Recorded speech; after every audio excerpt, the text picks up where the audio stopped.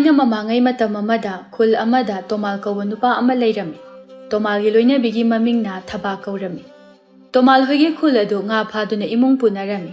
Tomal su nga phaduna kaithilda yolaga magi imung purami. Tomal ga Phaba ga yum panba kuirabasu mamita macha amatadi uramde. Tharodu mamita macha uba phanglaroidra khanbada yamna wazarami. Minaso tharo macha pokte haiduna chaboktabi haina khangnarami. Tomal do pata hi honduna nga phari. Tomal ga nga phaminariba lukhoina Tomal da yengduna sumna hairami. Itaw, nangbu nupi ama thinanaba tawrisini. Ichal tharo haira mamita macha amata ubusu ngamdre. Itaw, ai nupi thiraroida. Nupi thiraga icha pokani habasu leide. Karigi poidoino. Makagi chauthoido khangidana. Magi nupi ahalado macha poktedana. Mana ani suba loba nupi edugi macha nupa ama poe haina ai sutai. Ita munna wakhal tawko. Mina icha isu yawo tanaribase ataigi nate. Hayeng aikoina ahalgi matam oiraklaba matamda aikoigi seba sebi tawnanabani. Itawna icha yawdrabadi hayeng itawna ahal oiriba kanda kanana seba tawbikani. Itawna haribadubudi yamna chumme haibabu aigi laibakta Ishorna sumna tambiramani haina khandoklagi. Asumna wari saduna nga pharami. Phaba so turelda fi khara puduna fi suba laklami.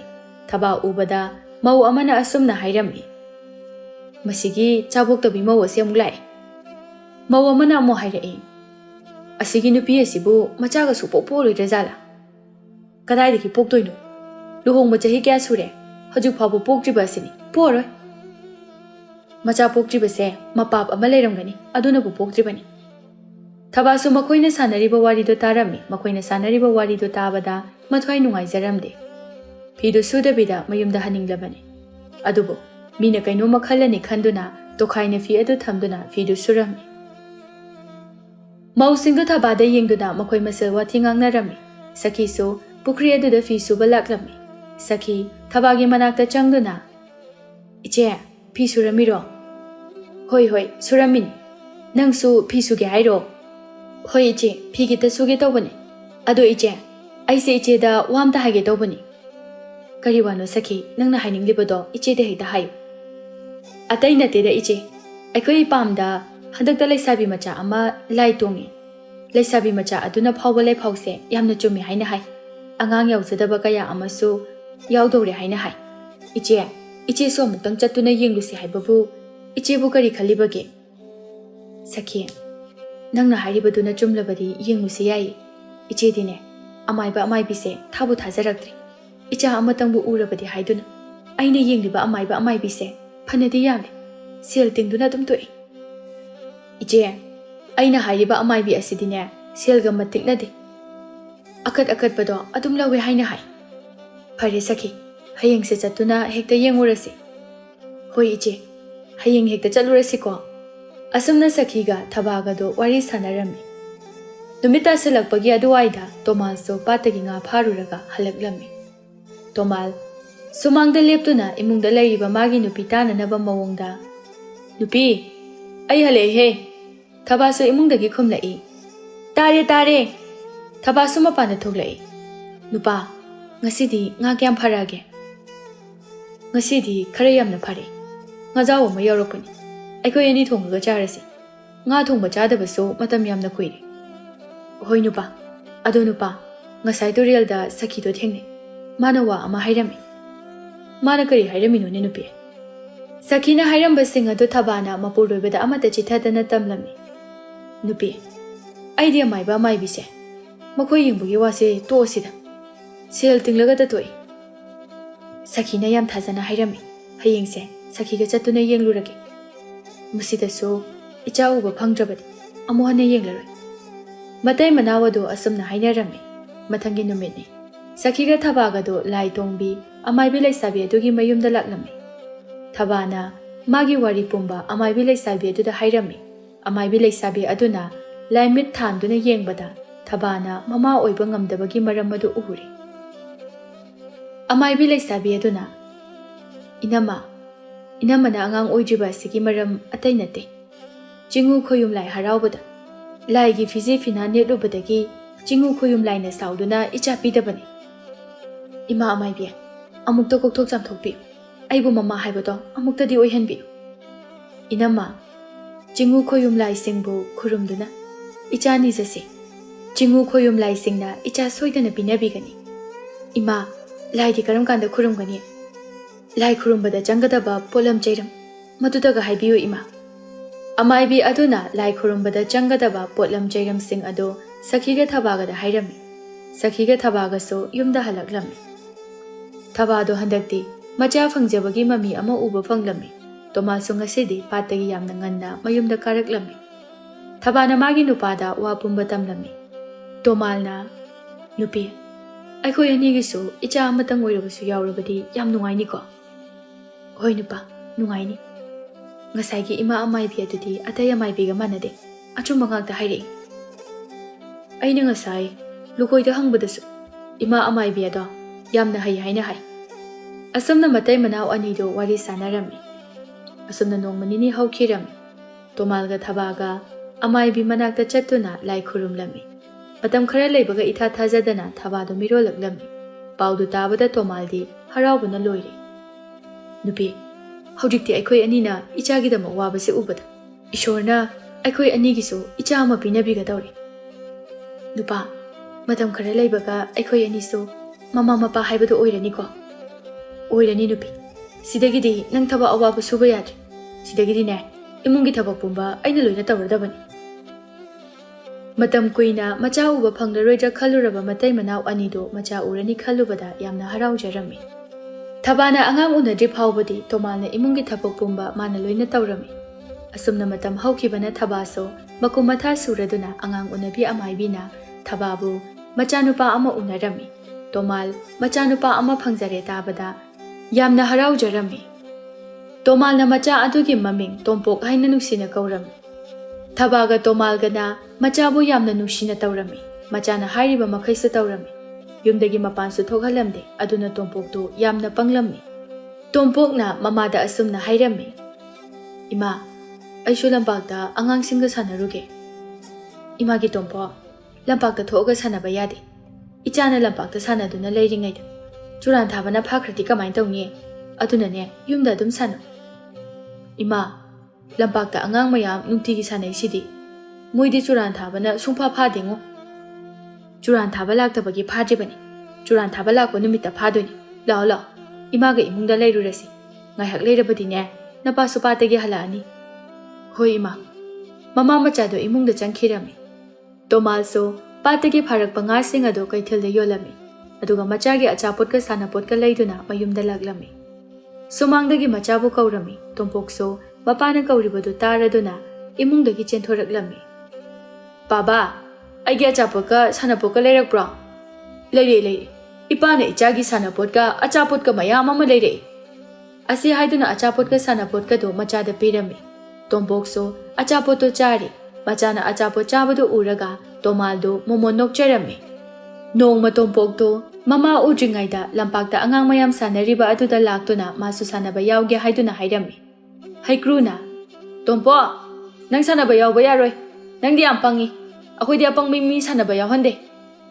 Haikru, ay pangi na nangoda kanana hai. Ay pang din niya, ay singi niya. Oo, nang singi ba? Adu di ako'y ani lampak sida puna batari. Aduga kanana hinakali habado, yang nabatari. Asi haiduna haikruna tompoki mamayda kinna thilami. Tompok to lampak aduda wawa kablai. Tanja aduda thabaso machabu thiraklami. Machana lampak aduda kaptuna lairibado ubada lampak aduda chensilaktuna. Imagi tompok, kaidaure. Ichana kaplibadi, sese, imada hayusi. Ima, haikuna aigi maida kinna thilaiba. Thaba haikruda sauna yengduna. He haikru, karigino nangna tompokta kinna thilibadi. Asi haiduna haikrugi manadu paiduna kanna lairami. Haikru sunaraduna kaplami.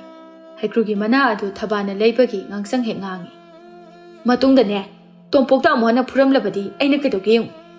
Asi hairamlaga thaba macha tompokpu puduna chatkirami. Haikru su kaptuna mayumda halaklami. Haikrugi mama memthoina machana kaptuna changlakpadu ubada. Kaidaure, nangna mu kaptuna laklabadi. Ngasina kanaga mu phunarage. Ima, tompoki mama na ingonda na lairiba. Asi hairaga thabana leibagi ngangsang ngangliba manado ulammi. Machagi manado ubada. Haima, ichagi mana asidi ngangsangi ngangidana. Imagane, tompo hoida chalusi. Hera, magi thaba haiba nupido, ngasidi nungainidana. Memthoi kanano haibado khanganba taredana. Asi haiduna, mama machado thaba hoida laklami. Thaba sumangda machagi makhong mukut hambirami. Memthoi adu makhwang metuda. He thaba, kaino nang tawise? Thaba adu memthoi da yengduna. Kaidaurage ichi memthoi. Nangna, aigi icha haikrugi mana leiraklibasibu karigino. Adugi oire, ichene mafam asida laklisidi. Ichegi icha nupa haikru aduna aigi ichagi mamaida kinna thilibasidi iche kemta khangdrabra. Ichana lalabasu angang asida sok thina mana leibasibu hongnabro. Nangna nangi nacha tompong nuksibagumna. Aisune aigi icha haikru se nushine khangabra. Nacha do thengnaba yadrabadi mapanda thoolakanu. Asi hairamnaga memthoidun sauna chakhirami. Asumna matam khara hauki. Thabaga tomaga do machabu nungsiba henmanbana machana chumgera langera machagi michang adu makchanglami. Tompoki mamaga mapaga tompokna michang adum changlabanina angang amataga tompoka tinaramde. Tompokso mayumda tumbaga chabaga tauduna adum lairami. Asumna tompokso pakhang phare. Tompoktu yamna noirami tanbasu yamna tallami. Haujikte thabaga tomalga so ahalo shilagli. Aduna tompokpu nga phaba chananaba tomalna hairami. Aduba tompokna yaramde. Machagi khanbada thabaga tompokado yamna mathwai warami. Tomalna magi nupida sumna hairami. Mama, aikogi icha tompok asibu karamna tawgadoribanu. No ngaibadagi numit taba phawba tumduna adum lei. Thabak taw haibasu yade. Masa asisu samuga chap manakre.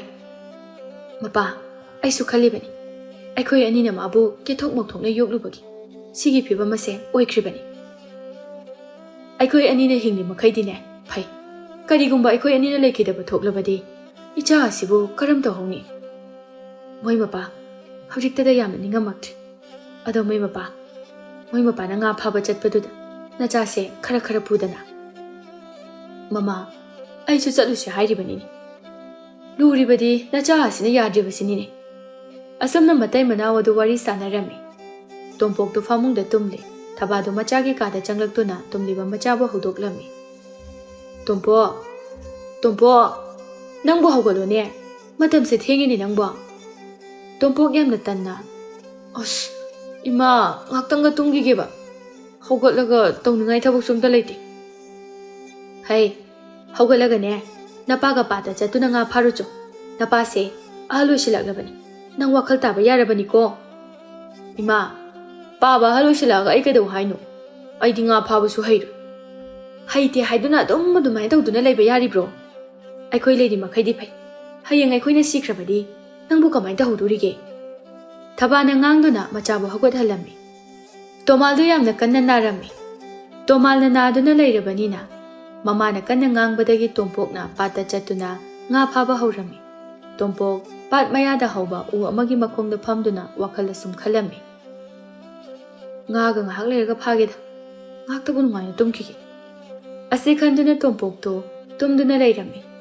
Tompokna mikap tholakpadadi numit taramkadauri. Tompok hawgatuna nga khara pharaga mayumda halaklami. Thaba machana pharagliba nga adu ubada. Kainuni he. Nga asidi onthoknasu yamkhidreda. As ima nongmagi daw haibaduni. Nga pharubagi wabanasu loire. Nachanga to tumukigi. Ase hairamlaga tompokto magi kada tumba changki. Asumna tompokto nungtigi nga phaba chatlaga tumduna leirami. Aduga nga khara khara pharaga puraklami. Aduna makhoigi imungdi yamna warami. Chaningai phawba leiramde. Nongma tompokna nga pharuraga halakpada angang nupa macha ama tompoki matung inarai. Angang aduna inaraklibadu tompokti khanglamde. Thaba angang adubu ubada ngakna. Haima, isuman ba nangbu kanano? Angang nupa aduna. Ibo, aigi ming pari haina kawi. Mafam asida aigi paba buthi balakpane. Mingonda hangbada akoi paba yum asidagini hai. Ibo, akoi paba bu leibro. Nang paba haiba. Isugi paba bu kari maming kauge. Ibo, imana haibadadi akoigi paba gi maming tompok kawi haina hai. Angang adugi wadu tabada thabado mamit mana lauthokutuna machanupada yenglami. Imagi tompo, karino angang asina hairibasibo? Ima, angang asina machin thirini. Ay angang asi kanano haiba masak khangde. He angang, nang kanano? Ay nangi napanate. Nang yam thuna chakhur chalo. Angang adu tompo ki mataw adu ubada kiduna kablai. Thabana angang adu themlami. Aduga machada nganglami. Hey, pigliba angang asina karigi oidaba ngang gadawribano. Angang ase nangi nacha soidana oiromgani. Nang mathong chaba angang nate. Aigi isu sidi masak po onthokna nusikreda. Lao iboka imungda changasi lao. Tompok mamada yengduna. Ima, angang do aigi janate habane. Hey, taningde ko nang. Ase hairamlaga thabana angang adu pushinduna imungda changkhirami. Tompok mana sengba haijaragasu mamana thajabi khidre. Tomalga thabagana paribu masuni khalladuna yamna luna tawrami. Mathangi numini tompok to nga phaba chatnanaba tawrami. Parina, Baba, aisu nga phaba lake. Hey, ai nangi baba nate haba natro. Thaba imungdagi thorai. Tompo, karigino nangna isuda laubiribadi. Nana nga phaba chappadane isusu pubiko. Tompoksu mamana haiba aduda paribu puduna nga phaba chatlami. Tompokti umakhong aduda changduna tungkhre. Pari machinda laiwa amma solaga nga achauba mayam ama pharami. Pari tumduna leiriba tompokku haudoklami. Baba, nga mayam phare yumda chalase baba. Tompoksu mamit pangthorei. Nga mayam ama leirambadu ubada tompoktu yamna ngaklami. Ngaglabasu karimata hairudre. Tompoka parigadu mayumda halaklami. Machaga masuga halakpagi makhol tabada thabado imungdagi thorei.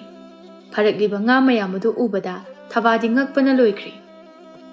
Tompo, karaidagi nga mayamno nangna pharaklibasidi. Onthokna yamkhreda.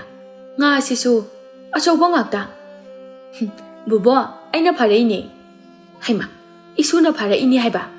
Isudi nga phababu onthokna haikre. Ibok ne nga sing ase kaithel da puduna yonthoge. Aduga ne isugi achapotka sanapotka su leirake. Hoi ibok.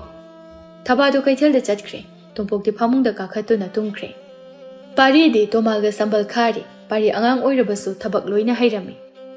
Pupu, nang puthao. Ai sambal se khabige. Isu wanida pupu dum tauge. Waroi pupu ai khage. Ase haiduna pari na sambal ado phajana kharami. Madu ubada tomal mabukningda asumna khalami. Angang oirabasu isuse kayada haithoi singthoiriba. Angang oiriba mana thabaksu loina hai. Aigi isuse araiba angang ama nate. Isorna thabirakpa isu soidana oigani. Numidangi matamni. Thabana chak thongli. Tomal chak ngaiba oina masuda wari liri. Tompokti phamungda tummi. Thaba masuda yengduna. Isu thoiba. Nang pabado chak charasi lao haiduna amukta hairuju chalo. Hoi ibo ai hairuge. Pari do mapabu kauba mapagi kada chatke. Pari na mapabu haudoglami. Tompokso chak chaba chakhumda changlaktuna chak chana na bataurami. Bubo, ai dia khoi pabaga chak chaminani. He, nang to khaina chaw. Ai nanga chak chaminaba ngamoi. Aduga nangna ingonda paba kaurido kaugano. Ai nangi paba nate. Ai se pakhang ni pakhang. Tomaldu saurangna. Hey, karino nangna isuda ngangliba mayam adubo. Chara ani suna charibado isu asigi mapaldagini. Isu thoiba pupuga chasila. Napa ase ngaurabani. Asi haiduna tomalga pariga du chak chaminarami. Tomalga thabaga asumna wari sanaduna leirami. Moi mapa, aidi aikhoigi isu pari se onthokna nungsikre. Masakna masak phajariba thabakna pharib. Lekai asidane aigi isu pari gumba amata yaude. Mama, nangna hairibado achumba ngaktani. Isu ase aikhoigi taibang semba mapu mahakna aikhoigi damakta thabirakpani ni he. Mane moi mapa, ado moi mapa. Imaudusu kaushinbiduna yumasida thamlasi mathanda leibado nungairamaroi. Mama, aisu adumna khalibani. Numit afaba mai yengdaga namaudu laushinbiduru. Asumna matai manau anido wari sanarami. Ngasisu tompoka parigado nga phaba laklami. Tompokna wakhalda khali. Ngasidi tumshinaba saraga mana nungtigi nga mayam ama pharise matau karamna pharibano haibado yengthoke. Tompok tumba saduna laikre. Parisu tompok tumkre khanbaga machinda laiwa solame. Adumna hek sonbaga patagi nga mayam ama lekangna matomta paikhalaktuna ꯂꯩꯀꯪꯗ ꯇꯥꯔꯝꯃꯤ ꯄꯥꯔꯤꯅ ꯉꯥꯁꯤꯡ ꯑꯗꯨ ꯈꯨꯟꯗꯨꯅ ꯇꯨꯡꯒꯣꯜ ꯑꯗꯨꯗ ꯍꯥꯞꯂꯝꯃꯤ ꯇꯣꯝꯄꯣꯛꯇꯤ ꯃꯇꯧꯗꯨ ꯎꯕꯗ ꯀꯤꯕꯅ ꯌꯥꯗ꯭ꯔꯦ ꯇꯣꯝꯄꯣꯛ ꯄꯥꯔꯤꯒꯤ ꯃꯅꯥꯛꯇ ꯆꯪꯂꯛꯇꯨꯅ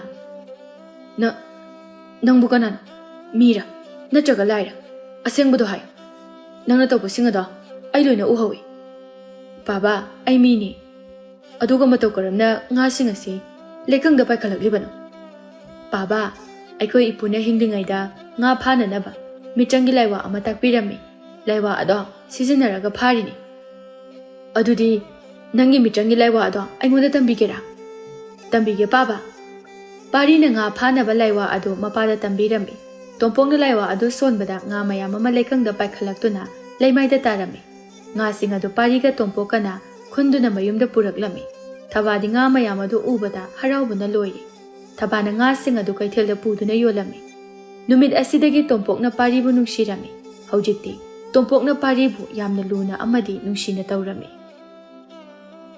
ꯅꯨꯡꯇꯤꯒꯤ ꯄꯥꯔꯤꯒ ꯇꯣꯝꯄꯣꯛ ꯑꯗꯨ ꯄꯥꯠꯇꯒꯤ ꯉꯥ ꯃꯌꯥꯝ ꯑꯃ ꯐꯥꯗꯨꯅ ꯃꯌꯨꯝꯗ ꯄꯨꯔꯛꯂꯝꯃꯤ ꯇꯣꯝꯄꯣꯛꯀꯤ ꯏꯃꯨꯡ ꯑꯗꯨ ꯌꯥꯝꯅ ꯅꯨꯡꯉꯥꯏꯕ ꯏꯃꯨꯡ ꯑꯃ ꯑꯣꯏꯔꯝꯃꯤ ꯅꯣꯡꯃ ꯇꯣꯝꯄꯣꯛꯀꯤ ꯌꯨꯝꯗ ꯅꯨꯄꯥ ꯑꯃꯒ ꯅꯨꯄꯤ ꯑꯃꯒ ꯂꯥꯛꯂꯝꯃꯤ ꯊꯕꯥꯅ ꯅꯈꯣꯏ ꯑꯅꯤꯕꯨ ꯀꯅꯥꯅꯣ ꯀꯅꯥ ꯍꯪꯕꯅꯣ ꯌꯨꯝ ꯑꯁꯤꯗ ꯄꯥꯔꯤ ꯀꯧꯕ ꯑꯉꯥꯡ ꯑꯃ ꯂꯩꯕ꯭ꯔꯥ ꯏꯃꯥ ꯂꯩꯌꯦ ꯀꯩꯗꯧꯔꯒꯦ ꯏꯃꯥ ꯑꯩꯁꯦ ꯄꯥꯔꯤꯒꯤ ꯑꯄꯣꯛꯄꯤ ꯃꯃꯥꯅꯤ ꯑꯗꯨꯒ ꯃꯥꯅ ꯄꯥꯔꯤꯒꯤ ꯑꯄꯣꯛꯄ ꯃꯄꯥꯅꯤ ꯃꯍꯥꯛꯀꯤ ꯃꯤꯡ ꯇꯣꯝꯄꯣꯛ ꯀꯧꯏ ꯏꯆꯥ ꯄꯥꯔꯤꯗꯣ ꯃꯄꯥꯕꯨ ꯊꯤꯕ ꯆꯠꯈꯤꯕꯅꯤ ꯑꯁꯤ ꯍꯥꯏꯗꯨꯅ ꯋꯥꯔꯤ ꯄꯨꯝꯕ ꯂꯤꯔꯝꯃꯤ ꯇꯟꯖꯥ ꯑꯗꯨꯗ ꯇꯣꯝꯄꯣꯛꯀ ꯄꯥꯔꯤꯒꯁꯨ ꯉꯥ ꯐꯥꯔꯨꯔꯒ ꯍꯜꯂꯛꯂꯝꯃꯤ ꯄꯥꯔꯤ ꯃꯃꯥꯕꯨ ꯎꯕꯗ ꯍꯔꯥꯎꯅ ꯃꯃꯥꯒꯤ ꯃꯅꯥꯛꯇ ꯆꯦꯟꯁꯤꯜꯂꯛꯇꯨꯅ ꯃꯃꯥꯕꯨ ꯀꯣꯜꯂꯝꯃꯤ ꯏꯃꯥꯒꯤ ꯏꯕꯨꯡꯉꯣ ꯀꯔꯤꯒꯤ ꯏꯃꯥꯗ ꯀꯔꯤꯁꯨ ꯍꯥꯏꯔꯝꯗꯅ ꯂꯣꯟꯅ ꯆꯠꯈ꯭ꯔꯤꯕꯅꯣ ꯏꯆꯥꯅ ꯄꯥꯕ ꯍꯥꯏꯕꯗꯣ ꯅꯪꯒꯤ ꯃꯥꯡꯗ ꯂꯦꯞꯂꯤꯕ ꯑꯁꯤꯅꯤ ꯉꯁꯤꯗꯤꯅꯦ ꯅꯪꯒꯤ ꯄꯥꯕꯅ ꯏꯃꯥ ꯏꯆꯥꯕꯨ ꯂꯧꯕ ꯂꯥꯛꯏ ꯅꯪꯒꯤ ꯄꯥꯕꯒꯤ ꯃꯇꯨꯡ ꯏꯟꯗꯨꯅ ꯆꯠꯂꯁꯤ ꯄꯥꯔꯤꯁꯨ ꯃꯃꯥꯅ ꯍꯥꯏꯔꯤꯕ ꯑꯗꯨꯗ ꯌꯥꯔꯝꯃꯤ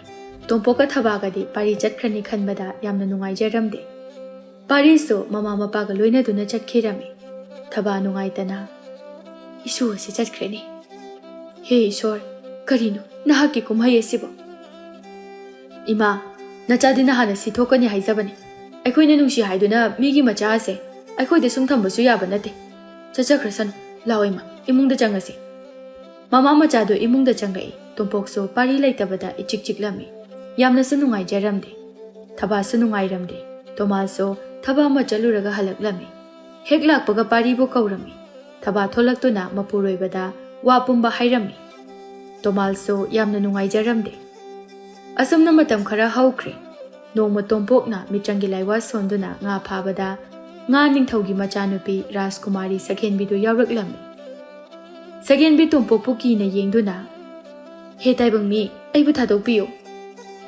ꯇꯣꯝꯄꯣꯛꯅ ꯉꯥꯅ ꯋꯥ ꯉꯥꯡꯕ ꯑꯗꯨꯗ ꯉꯛꯅ ꯅꯪꯕꯨ ꯀꯔꯝꯕ ꯉꯥꯅꯣ ꯉꯥꯅ ꯃꯤꯔꯣꯜ ꯉꯥꯡꯕ ꯑꯩ ꯑꯃꯨꯛꯇꯁꯨ ꯇꯥꯗ꯭ꯔꯤ ꯑꯩꯍꯥꯛ ꯑꯁꯦ ꯉꯥ ꯅꯤꯡꯊꯧꯒꯤ ꯃꯆꯥꯅꯨꯄꯤꯅꯤ ꯁꯈꯦꯟꯕꯤꯅꯤ ꯅꯪꯕꯨ ꯉꯥ ꯅꯤꯡꯊꯧꯒꯤ ꯃꯆꯥꯅꯨꯄꯤꯅꯤ ꯍꯥꯏꯕ ꯑꯗꯨꯗꯤ ꯅꯪ ꯃꯤ ꯑꯣꯟꯕ ꯉꯝꯕ꯭ꯔꯥ ꯉꯝꯃꯤ ꯑꯗꯨꯗꯤ ꯅꯪ ꯃꯤ ꯑꯃꯇ ꯑꯣꯜꯂꯨꯅꯤ ꯁꯈꯦꯟꯕꯤ ꯃꯤꯇ꯭ꯔꯪ ꯇꯧꯗꯨꯅ ꯃꯤ ꯑꯣꯜꯂꯝꯃꯤ ꯁꯈꯦꯟꯕꯤꯒꯤ ꯐꯖꯕ ꯃꯁꯛ ꯑꯗꯨꯕꯨ ꯎꯕꯗ ꯇꯣꯝꯄꯣꯛꯅ ꯁꯈꯦꯟꯕꯤꯕꯨ ꯅꯨꯡꯁꯤꯈꯤꯔꯝꯃꯤ ꯑꯩ ꯅꯪꯕꯨ ꯊꯥꯗꯣꯛꯄꯤꯔꯒꯦ ꯑꯗꯣ ꯑꯩꯈꯣꯏ ꯑꯅꯤ ꯃꯔꯨꯞ ꯑꯣꯏꯁꯤ ꯅꯪ ꯌꯥꯕ꯭ꯔꯥ ꯇꯣꯝꯄꯣꯛꯅ ꯍꯥꯏꯔꯤꯕ ꯑꯗꯨꯗ ꯁꯈꯦꯟꯕꯤꯁꯨ ꯌꯥꯔꯝꯃꯤ ꯑꯁꯨꯝꯅ ꯅꯨꯃꯤꯠ ꯑꯁꯤꯗꯒꯤꯗꯤ ꯁꯈꯦꯟꯕꯤꯒ ꯇꯣꯝꯄꯣꯛꯀ ꯃꯔꯨꯞ ꯑꯣꯏꯔꯝꯃꯤ ꯅꯨꯃꯤꯠ ꯈꯨꯗꯤꯡꯒꯤ ꯁꯈꯦꯟꯕꯤꯒ ꯇꯣꯝꯄꯣꯛꯀ ꯎꯅꯔꯝꯃꯤ ꯑꯁꯨꯝꯅ ꯎꯅꯔꯛꯄꯅ ꯃꯈꯣꯏ ꯑꯅꯤ ꯅꯨꯡꯁꯤꯅꯔꯛꯂꯝꯃꯤ ꯅꯣꯡꯃꯇ ꯑꯃꯅ ꯑꯃ ꯎꯅꯍꯧꯗꯕꯗ ꯂꯩꯕ ꯉꯝꯅꯔꯝꯗꯦ ꯁꯣꯝꯗ ꯉꯥ ꯅꯤꯡꯊꯧ ꯑꯗꯨ ꯃꯆꯥꯅꯨꯄꯤꯅ ꯀꯪꯐꯥꯜꯗ ꯆꯠꯇꯨꯅ ꯇꯥꯏꯕꯪ ꯃꯤ ꯑꯃꯒ ꯎꯅꯩ ꯇꯥꯕꯗ ꯌꯥꯝꯅ ꯁꯥꯎꯔꯝꯃꯤ ꯉꯥ ꯅꯤꯡꯊꯧꯅ ꯃꯆꯥꯅꯨꯄꯤꯕꯨ ꯀꯧꯗꯨꯅ ꯑꯁꯨꯝꯅ ꯍꯥꯏꯔꯝꯃꯤ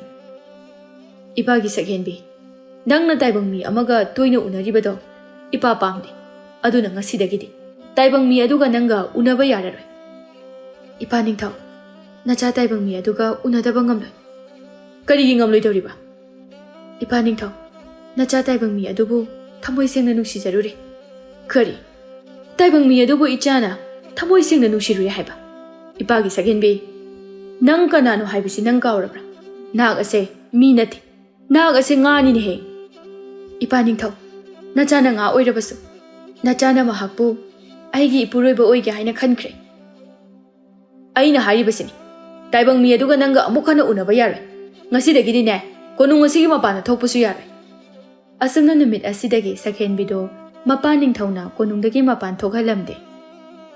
Tompokso nungti numit khudingi pata laktuna sakhenbibu ngairami. Adubu sakhenbidi lakhidre.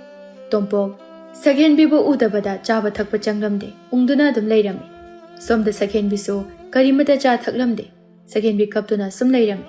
Mama Maharani na themlabaso sakhenbidu kaptuna lairami. Maharani na iningthaw. Nanay nubi ichagi matau se yengba ngamdre. Ichagi apambado tawjarasanu. Maharani aina tawribase ichagi phananabani. Taibang mi sing ase mabuk yamna phattabani. Icha ase taibang mi aduga leiraga awafamda tagani ne. Iningthaw adudi ichagi matau ase adumak yengduna leirase hairibra. Ningthaw wakal ngaiha khanduna asum lei. Aduga asumna hairaklammi. Phare Maharani. Nangna nachanupida taibang mi adubu konung asida puraknaba haiko. Hoi iningthaw nanai nubi haijage. Maharani na machanupi sakhenbida wafamadu hairami. Sakhenbi yamna haraurami. Sakhenbi tompoki manakta laklami. Tompok ngasiso sakhenbi bungaiduna lairami. Sakhenbi su laklami. Tompok sakhenbi ubada yamna haraujarami. Tompok na sakhenbida. Sakhenbi nangna hakai aigi nakta laktriba karigino. Sakhenbina wari pumba tompok talirami. Asumna sakhenbiga tompoka mapa ningthawgi manakta laklami. Ningthaw tompok ubada. Nang aigi ichanupi Rajkumari sakhenbibu tasengna nushibra. Iningthaw ai sakhenbibu thamoi sengna nushi. Aigi ichanupi asidi mi nate ngani. Aduga nangna mini. Iningthaw ai khangje. Adudi nangonda tho'u haiduna thokpa yaba khudop yayoiba ama piragi. Aigi ichaga amuhana unaranu. Iningthaw ai yayoiba khudop adu pamjade. Aina pamjabadi sakhenbi khaktani. Aina sakhenbibu yamna nukshijaruri. Ningthaw so tompoki thamoi sengbado ubada asumna hairai. Phare aigi ichanupi sakhenbi ase nangonda piragi. Ningthawgi wadu tabada sakhenbiga tompokado yamna haraurami. Khudop yayoiba adu supirami. Sakhenbiga tompokado tompoki yumda laklami. Thaba machaga nupi amaga loinaduna lakpa adu ubada thaba ngakna. Haima tompo nanga lakminariba nupi macha asibu kanano ne. Tompo khara ikaina. Ima mase imagi imongni nachana pura abani. Machagi wadu tabada thaba yamna haraurami. Asengbare ni tompo nana haisibo. Asengbane ima. Onthokna nungaireda. Aigi imawasidi masakna masak phajariba. Imana pamjabadu makthokle. Bema lao lao imungda jangasi lao. Asi haiduna thabana sakhenbibu imungda pushilami. Thaba sakhenbida asumna hanglami.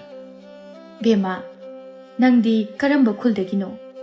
Imaga pabaga gi mingna kari kari kauba. Sakhenbina ima aidi minati aidi nga ningthawgi machanupini. Asi haiduna wari pumba thabada lirami. Thabana imagi dine mi wegera nga wegera kari mata akaiba laite. Imana nakhoi anibu chawna luhongbigani. Asumna sakhenbiga tompoka yamna chawna luhonglami. Mapa ningthawna pirakpa khudop yayoiba aduna konunggumlaba yum ama sarami. Thabaga tomalgadi mamong nupi asi laini haina hainarami. Asumna tompoka sakhenbiga yamna nungshi chanana awad apa amata laitana nungaina pankirami.